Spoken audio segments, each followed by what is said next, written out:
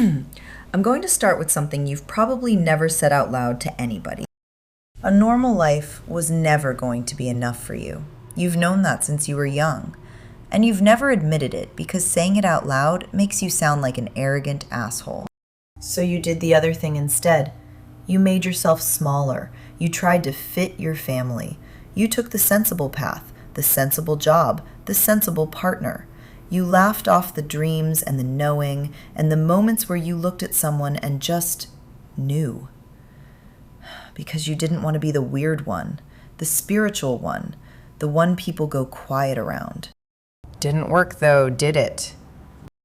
It kept coming back. Reincarnation, ancient history, dreams, energy, cards, whatever your version is. It'd go quiet for 3 years, 5 years, and then it'd be right back at the door. That's why Called came out first. And read what's actually written on it. Soul gifts and training. Training. Whatever you can do, you didn't build it from scratch this time round.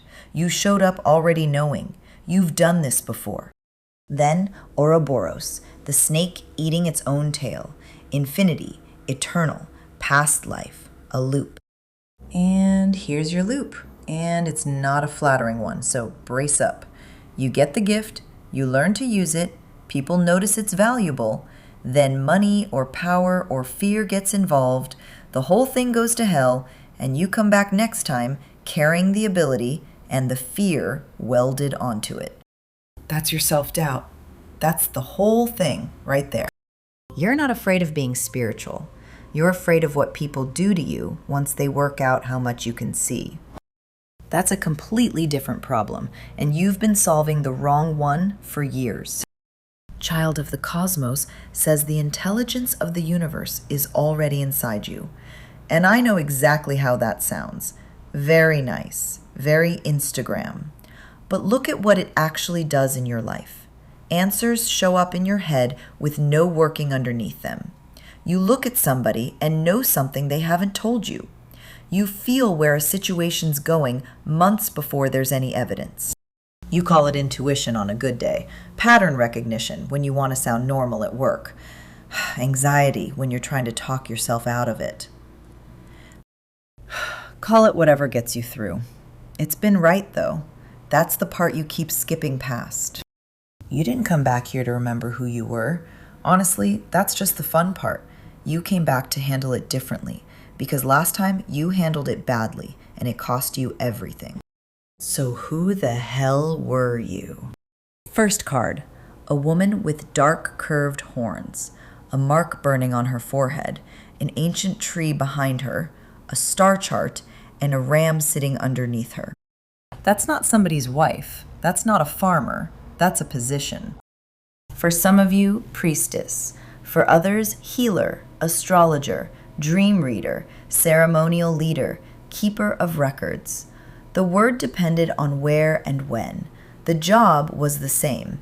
You were who people came to when they were out of their depth and frightened. You read the sky, the seasons, the animals, the body, the dreams. You understood that nature talks in patterns, and you'd been taught to read the language. The ram is the part I like. Courage, yes, but mostly it means you couldn't be pushed. Even then. Even inside a temple with a whole hierarchy stacked above you. When something was wrong, you said it out loud. Starting to notice a theme? The tree says this knowledge had roots. It came down through people. Somebody chose you and trained you, and before them, somebody chose them. Then this one, the enormous stone head with the eye carved into the forehead. That's training in perception. You were taught to watch. Faces, hands, breathing, timing. What changes in a room the second a particular person walks into it? People thought you were predicting the future, and some of that was probably real, but a lot of it was you catching the very first signal and knowing exactly where it was going to land. And the temple card, the statues, the gold discs, all that architecture. You weren't some lone mystic on a hill. There was a whole structure around you. Teachers, levels, rules, ceremonies, different people holding different pieces of it. Mystery school, temple, order, house of healing. Pick your word. And no, I'm not tying this to one civilization. There's Egyptian imagery here, sure, but there's cosmic, animal, maternal, and temple symbolism from several traditions sitting right next to it. Some of you have had more than one life like this. That's why nothing quite fits when you try to pin it down. The message isn't that you were famous. Nobody cares. You almost certainly weren't royalty either. The message is that you were trained, and people made real decisions based on what you saw, which is exactly where the trouble started. So what came back with you? Foresight, mostly, and not the film version. You're not getting visions of plane crashes. It's quieter and far more irritating than that. You clock where something's heading long before anyone will admit anything's happening. You know this best in relationships. Somebody's energy shifts and you feel it that day. The messages still look normal, the words are the same words, but the temperature dropped, and suddenly their explanations are a bit too detailed for something that simple. And you sit on it for weeks, sometimes months, telling yourself you're paranoid, you're insecure, you're doing that thing again. Then it comes out, and you're not even shocked. You're just tired. Alpha Centaurians, foresight, planning, strategy. That tells me this isn't only a feeling. Your mind runs ahead on its own. You walk into a room, and inside 30 seconds, you've mapped it. Who has the power? Who's performing? Who's uncomfortable? Who's saying nothing and watching everybody? You don't announce any of it. You worked out a long time ago that saying what you notice starts an argument you're going to lose. Now the veiled woman with the extra eyes and all those bowls laid out in front of her. That's you taking in several channels at once. One layer sees what's happening. One feels what's actually going on underneath it. And one recognizes the pattern because you've met this before in another body with another face. It arrives as dreams, or an image dropping into your head, or your stomach going tight for no reason you can defend, or a full sentence turning up that you definitely didn't think of. Not every dream means something, and I'm not going to pretend otherwise. Most of them are your brain doing the washing up. The real ones feel different, quieter, cleaner, usually one image or one line you can't shake off for days. You wake up feeling like you were somewhere, not like you imagined somewhere. The stone head with the glowing figure rising behind it puts the ear right next to the eye. Some of you get pictures, others get words, names, a song, a phrase repeating. You suddenly know what to say to someone. You hear a name and then run into them that week. And there's touch in this too. Old buildings do something to you. Inherited jewelry, secondhand furniture, someone's house. You walk in and you know what's been going on in there. Nobody tells you. Your body's the instrument, which is useful, and it also means crowds cost you something real. Too long around too many people, and you honestly cannot tell whose feelings you're carrying anymore. You didn't only see things, you could settle people. That's the other half of it. We the Hathors. Deep love, mother's milk, birth as a portal. And next to it, that statue, the mother with the vessels stacked on her head and a child held against her. This ran through the women in your family, whether anybody called it spiritual or not. There was a grandmother, or a great aunt, or somebody further back. The one who knew something was wrong before she was told. The one people went to when somebody died. Plants, food, birth, prayer, dreams, hands. No title, no certificate, just a presence that made people put their shoulders down. You've got a version of that, and here's your proof. People tell you things far too fast. Strangers do it. You've barely learned their name, and they're telling you about their childhood, their marriage, the thing they've never told anyone. You don't even ask questions. Something about you switches the performance off. Children stare at you. Animals come and sit down near you. damaged people attached to you fast and hard. Your voice is part of it. And don't argue with me because you don't hear yourself the way other people hear you. You could work through speaking, singing, teaching, writing, reading for people, counseling, or just explaining painful things in words somebody can actually hold on to. Now the part you're not going to enjoy. Because people feel safe with you, they treat you like an unlimited resource. They arrive when the house is on fire. You give them everything you've got. They recover, then they disappear, and you don't hear a word until the next crisis, when they turn up and find you exactly where they left you. And you let it happen. Let's be honest about that, because that's the actual work here. Somewhere in you, being needed and being loved got wired into the same socket. So if you're not carrying somebody, you don't feel worth much. That's the wound, not the gift. Learn the difference. The courageous peony, multifaceted, unique nature, let yourself be seen, is telling you it's time to be a whole person instead of a service. You're allowed to be kind and still say no.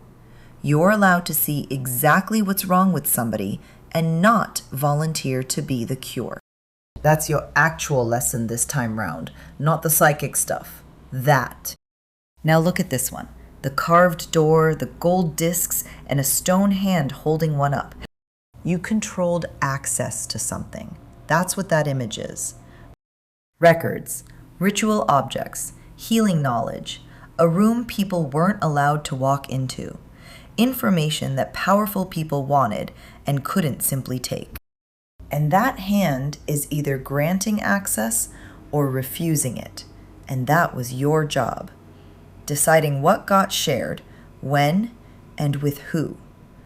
That's not a gentle spiritual hobby. That's authority. And authority makes you extremely useful to people who don't have your interests at heart. Then the winged one standing by the sea. Birds overhead, a sword, a gold halo, and look where the hand is, right at the mouth. Messenger, you carried things between people. Interpreter, scribe, advisor, go-between, the one trusted with sensitive information. And you knew precisely when to speak and when to say nothing at all. You still do this. When you catch somebody lying, you usually don't confront them. You go quiet. You watch. You let them keep talking because every extra sentence hands you more. People read that silence as you not understanding. That's their mistake, and you've never been in a rush to correct it. Because you learned early that silence exposes people. When they can't read your face, they fill the gap themselves. They over-explain. They add details nobody asked for. They contradict something they said 10 minutes ago. And eventually, they hand you the exact thing they were hiding, gift-wrapped. That skill kept you standing back then. It also parked you right next to power. And power, given long enough, always rots. This is where it turns dark, and I'm not going to soften it for you. Look at this card. The horned figure with the single eye, masks around it, watching eyes, bodies, fire, and people arranged in very obvious ranks. Spiritual knowledge mixed into control. And I don't believe the place started out rotten. It probably started genuine. Protecting knowledge, training healers, actually helping the people around it. Then status turned up. Money, politics, somebody's appetite. Anunnaki, controlling drama, conflict of interest. That phrase is the whole chapter. Somebody needed you to give a specific answer because that answer paid them. A leader wanted your foresight pointed at protecting his own position. Information that was meant to guide people got used to frighten them into staying. You were leaned on to bless something you knew was wrong. Alpha Draconians, corrupt, unethical, cults, that's the environment. Questioning the leadership stopped being allowed. Loyalty to a man got quietly rebranded as loyalty to God. Secrecy protected misconduct rather than anything sacred. And people were kept apart from each other so they could never sit down and compare notes. Reptilians: predator, survival, tyranny. Symbolically, somebody in there could smell vulnerability and move toward it every single time. You saw all of it. And at first you did the reasonable thing, the naive thing. You went privately to the right person because surely if they understood the damage, they'd stop it. They understood perfectly. They were eating from it. That's why you can't tolerate false authority now. It's physical for you. Somebody demands respect and refuses accountability, and something in your chest locks up. Guru, boss, pastor, family patriarch, the charming friend everyone defends. The second they use fear to hold their position, you're already gone. People call you negative for it, cynical, difficult. Then 18 months later, it all comes out and the same people are in your messages asking how you knew. You knew because you've seen this before. You recognize forced loyalty. You recognize charm that's slightly too much. You recognize generosity with invisible strings hanging off it. You've had lifetimes of practice. And then this card. The woman, exposed, blades all around her. That's not a stranger attacking. Look how close they are to her body. That's somebody who knew exactly where you were soft and used it. 3 blades, 3 directions. One who behaved like your friend and was reporting everything you said. One who genuinely cared about you and didn't have the spine to open their mouth.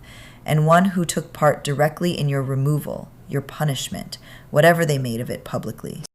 If I'm honest, the second one usually hurts longer than the third. Karmic relationships: Orion energy, polarity, soul growth, conflict. Says some of those souls have crossed your path again. Not the same faces, same feeling in your stomach. You know the pattern by now. Somebody arrives hot. They're fascinated by you. Secrets by week 2. They tell you they've never met anyone like you, and they mean it at the time. Then they realize you can also see their contradictions, and the admiration curdles. Now they're testing you, competing with you, withholding things, working on you until you doubt what you clearly saw with your own eyes. And you do one of 2 things. You stay far too long trying to prove what you know to somebody who has decided not to know it, or you run at the first flicker before anyone's actually done anything, because it feels like last time. Neither one is intuition. Both of those are the wound driving the car. Here's how you tell them apart, and it's simpler than people make it. Fear is loud, repetitive, and it wants you to act right now. Real knowing is quiet. It says, pay attention, and then it leaves you alone. So why did you come back? Not to do it again. You didn't return to be useful to another controlling person or another organization that calls exploitation devotion and expects you to be grateful for the privilege. You came back to separate the gift from the punishment. Ouroboros says the loop closes the day you stop bleeding to prove something to people who have already chosen not to see it. You don't have to bring the system down. That was never your job. You just stop handing it your power. And we, the Hathors, brings the love back in, the protective kind, not the doormat kind.